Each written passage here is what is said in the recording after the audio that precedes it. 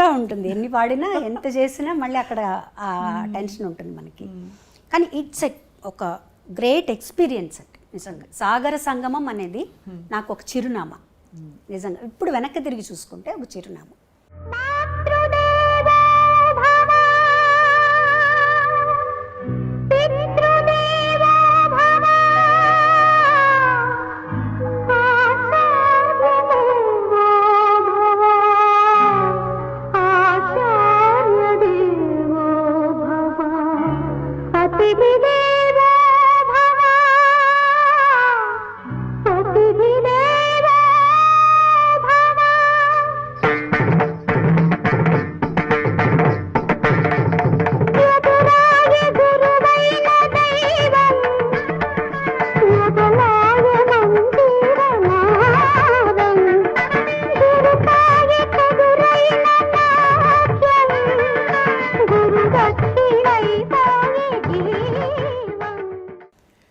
ఈ టైంకి యాక్చువల్లీ అంటే మామూలుగా మనకి మన జీవితం గురించి ఒక ఐడియా ఉంటుంది, మనం ఇలా ఉండాలి, ఇది అవ్వబోతున్నా నేను అని.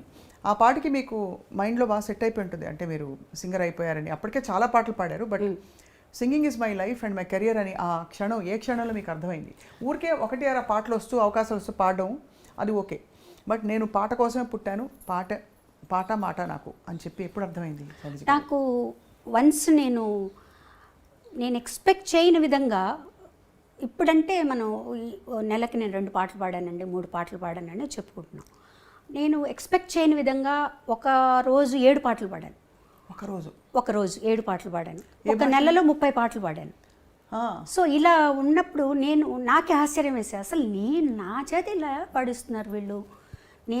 అంటే నాకెప్పుడు నా మీద నాకు ఒక తక్కువ అభిప్రాయం ఇప్పుడు ఉంది, ఎప్పుడు ఉంటుంది అది.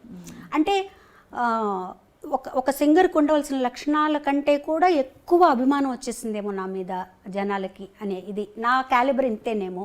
ఎందుకు అనిపించింది అలాగా? ఎందుకు అనిపించింది అంటే ముఖ్యంగా సాగర సంగమంలో పాట నేను ఇది పాడలేకపోయాను అని, కొన్ని పాటలు పాడలేకపోయినప్పుడు అట్లా అనిపించేది అనమాట. మళ్ళీ తర్వాత కొంతమంది సింగర్స్ కొన్ని చెప్పేవాళ్ళు, లైక్ యేసుదాస్ గారు, వీళ్ళందరూ అనేవాళ్ళు, ఎప్పుడు అలా ఇన్ఫీరియారిటీ కాంప్లెక్స్ ఉండకూడదు. నీకు ఒక సాంగ్ వస్తుందంటే అది నీ వల్ల వస్తుందా? కాదు, భగవంతుడు పంపిస్తున్నాడు, ఈ పాట అమ్మాయికి ఇవ్వాలి అని, అంతే పాడాలి. మనకి ఇచ్చింది మనం వదులుకోకూడదు. అన్నయ్యకి కూడా చెప్పేవారు ఆయన. అన్నయ్య కూడా ఇదే ఆలోచనలో ఉండేవారు, నాకు రావాల్సిన దానికంటే ఎక్కువ వచ్చేసిందేమో, పేరు ప్రఖ్యాతులు, నేను ఇంకా సాధన చేయాలేమో, ఇవన్నీ ఉండేవి అనమాట. ఆయన చెప్పేవారు ఎప్పుడు అలా అనుకోవద్దు, మీకు ఈ పాటలు ఎందుకు వస్తున్నాయి, వాళ్ళు ఏమైనా ఊరికే పిలిచి మీరేమన్నా వాళ్ళకి ఏమన్నా లంచాలు ఇస్తే వస్తున్నాయి, రావట్లేదు కదా. వాళ్ళు తలుచుకొని ఈ పాట తలుచుకోగానే మీ పేరు గుర్తొస్తుంది. ఇంతమంది సింగర్స్లో మిమ్మల్ని మీ పేరు ఎందుకు గుర్తొస్తుంది, ఈ పాట మీది, అట్లా అనుకోండి. ఆ తర్వాత నేను తమిళ్లో చాలా బిజీ అయిపోయాను. தமிழ்ல என்னென்ன பாடிருக்கீங்க? நிறைய பாடிருக்கேன் தமிழ்ல. எனக்கு தமிழ் பாட்டு ரொம்ப தெரியாது, மன்னிச்சிடுங்க. ஏதாவது ஒரு నా మొదలు ఫస్ట్ పాడిన పాట ఇళయరాజా గారిది ఎలా జరిగిందంటే, ఆయన ఆడిషన్కి పిలిచారు నన్ను. పిలిచి ఆయన ఇన్ఛార్జి శ్రీనివాసన్ గారు ఉండేవారు, అన్నయ్యకి కూడా ఆర్కెస్ట్రాకి అతనే ఇన్ఛార్జ్. అతను వెళ్ళి చెప్పారనమాట ఇళయరాజా గారితో, ఇట్లా బాలు సిస్టర్ కచేరీలో పాడుతోంది, ఎందుకంటే రాజా గారు కూడా అన్నయ్యతో కచేరీలో పాడారు కదా, పాడుతోంది, నువ్వు పాడిస్తే బాగుంటుందేమో అంటే బాగుంటుంది కానీ బాగాలేదు అనుకో, అప్పుడు నేను పాడించకపోతే బాలు ఏమన్నా అనుకుంటాడేమో, తను సరిగ్గా పాడలేకపోతే అని అన్నారట. అట్లా వద్దు, నువ్వు ఆడిషన్ చేయి, నీకు నచ్చితేనే పాడించు అన్నారు. మీకు కూడా ఆడిషన్? నేను హెచ్ఎంవికి వెళ్ళి కూడా ఆడిషన్ చేశానండి. మాకు కూడా ఏంటంటే అప్పుడు అందరికీ ఆడిషన్, మైక్ టెస్ట్ చేసేవాళ్ళు, ఈ వాయిస్ మైక్ సరిపోతుందంటేనే తీసుకునేవాడు. హెచ్ఎంవిలో చేశారు నాకు మా ఆడిషన్.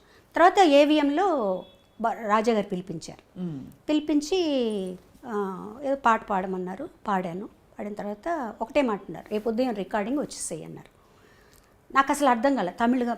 ఆయన అంటే ఈతను చెప్పారనమాట, రేపు మార్నింగ్ రికార్డింగ్ ఉందట, పూజ నువ్వు పాడుతున్నావు రమ్మన్నారు. నేను నాకు ఇళయరాజా గారని ఆయన పెద్ద అప్పటికే ఎస్టాబ్లిష్ అయిపోయారు, ఆయన సూపర్ హిట్ సినిమాలు వచ్చేసాయని, అన్నకిళి ఇవన్నీ. ఇంటికి రాగానే అందరూ ఏమైంది ఇంట్లో అందరూ అడిగితే, రేపు మార్నింగ్ రికార్డింగ్ పూజట, నన్ను రమ్మన్నారు సోలో సాంగ్ అంటే, ఓ మా చిన్నన్న అయితే నిజంగా అవును రేపు మార్నింగ్, నేను మామూలుగా రేపు మార్నింగ్ రికార్డింగ్ అట రమ్మన్నారు. రికార్డింగ్కి వెళ్ళాను. నాకు ఏమీ తెలీదు స్వప్న గారు, నిజంగా చెప్పాలంటే ఏమీ తెలీదు. ఒక పెన్ను చేతిలో పెట్టుకున్నాను రాసుకోవడానికి. వెళ్ళి అన్నయ్య ఏం చెప్పారంటే, నువ్వు ఒక ప్రొఫెషనల్ సింగర్గా రాణించాలంటే నీ పాటికి నువ్వు వెళ్ళాలి, నీ వెనకాల ఒకళ్ళు రావాలి, నన్ను దింపాలి, నన్ను తీసుకెళ్ళాలి, అట్లా లేదు. నేను అక్కడ దింపేస్తారు, నువ్వు వెళ్ళి పరిచయం చేసుకొని నువ్వు వెళ్ళు. సరే నాకేంటి, రాజా గారు నిన్ను చూసాం కదా, అలాగే శ్రీనివాసన్ గారు ఉంటారు, భయం లేదని చెప్పి నేను వెళ్ళిపోయి పూజ కార్యక్రమం జరుగుతోంది. నేను ఒక తలుపు పక్క నిలబడ్డా, కూర్చోవాలని కూడా తెలియదు నాకు. వాళ్ళందరూ ఇంకా సింగర్ రాలేదు, ఇంకా సింగర్ రాలేదు అని అంటున్నారు, నా వైపు చూస్తున్నారు, వెళ్తున్నారు. కానీ నేను సింగర్ అని ఎవరికి తెలియదు, నేను చెప్పలేదు, నాకు తెలియదు వాళ్ళు ఏం మాట్లాడుతున్నారు. తర్వాత కాసేపు అయిన తర్వాత ఎవరో వచ్చి, పాప నువ్వు పాడతావా, సింగర్వా? అవును, రామ్మా నీకోసం వెయిట్ చేస్తున్నారు రాజా గారు అని తీసుకెళ్ళారు. అలా ఫస్ట్ సాంగే సూపర్ హిట్ సాంగ్ ఇచ్చారు. అది ఇచ్చిన తర్వాత ఆ పాట అయిపోయిన తర్వాత ఆయన అన్న మాట ఒకటే, ఈ గొంతు నాకు చాలు అన్నారు. అని మధ్యాహ్నం పాట నువ్వు నాతో డ్యూయట్ పాడతావా అని అడిగారు.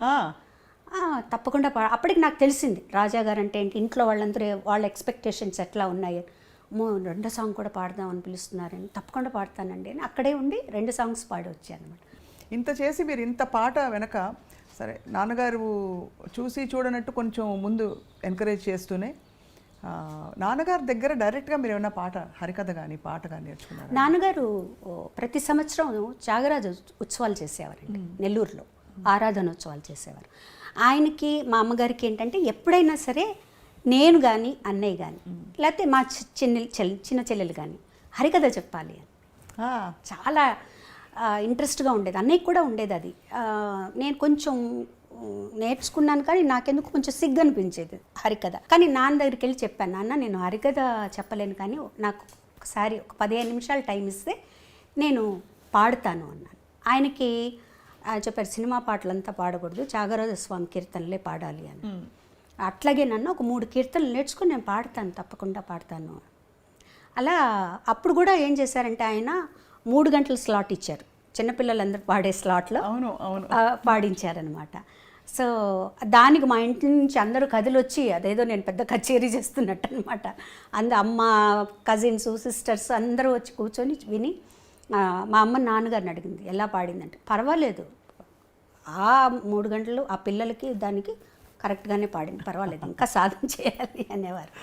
ముఖ్యంగా అలాంటి పాటలు ఏదన్నా నేను కాంపిటీషన్లో పాడుతున్నానన్నప్పుడు మటుకు దగ్గర కూర్చోపెట్టుకొని తాళం అది చెప్పి ప్రాక్టీస్ చేయించేవారు నాన్నగారు. మంచి పాటలు పాడుతూ ఒక్కసారి ఒక కాంపిటీషన్కి పెండ్యాల గారు జడ్జిగా వస్తున్నారు. సో అది చెప్పాం నాన్నగారికి, ఇట్లా పెండ్యాల గారు జడ్జిగా వస్తున్నారు, నేను పాడుతున్నా అంటే, ఆషామాషి పాటలన్నీ పాడకూడదు, నువ్వు పాడితే మంచి పాట పాడు అంటే, నేను పూజలు పూలు తెచ్చాను పాడదాం అనుకున్నాను. వద్దు, అంత సింపుల్ సాంగ్ పాడకూడదు, వచ్చేవారు ఎవరనుకుంటున్నావు, పెండ్యాల గారు అంటే, అప్పుడు దాంట్లోనే నీ దయ రాదా తీసుకున్నాను అనమాట.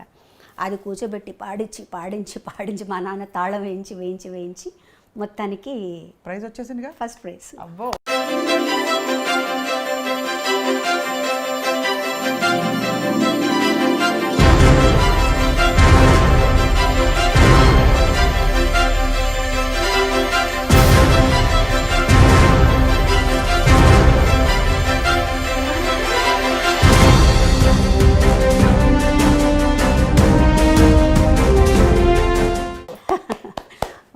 సో ఆయన వచ్చి మాట్లాడి ఆశీర్వదించి తర్వాత ఆయన మ్యూజిక్ డైరెక్షన్లో పాడాను. సో నేను అప్పుడు ఆయనకు చెప్పాను అనమాట, గురువుగారు మీకు గుర్తుందో లేదో కానీ మీరు నెల్లూరు వచ్చారు, నేను కాంపిటీషన్లో పాడాను. అవునా తల్లి, నాకు గుర్తులేదమ్మా, చిన్నదాని వై ఉంటా అప్పుడు అన్నారనమాట. సో అంత అసలు ఇవన్నీ ఎక్స్పెక్ట్ చేయనివ్వండి. రాజేశ్వరరావు గారు, పెండ్యాల గారు, కేవి మహాదేవన్ గారు, గోవర్ధనం గారు, వీళ్ళందరి దగ్గర పాడటం అనేది అసలు చాలా గొప్ప, అంటే అదృష్టం అని చెప్పాలి. చాలా మీ పాట కూడా అంత ఒరిజినల్ పాట అని అంటారు కదా, అంటే గొంతుకల్లో ఎక్కడ అప్పట్లో ఫాల్స్ వాయిస్లని రకరకాల అంటే సిస్టమ్స్ వచ్చాయి, ఇలా పాడొచ్చు అని కూడా వచ్చి. అవును, బట్ అలా కాకుండా కానీ మీ తరంలోనే మీరు చిత్రగారు సమకాలికులుగా. అవునండి.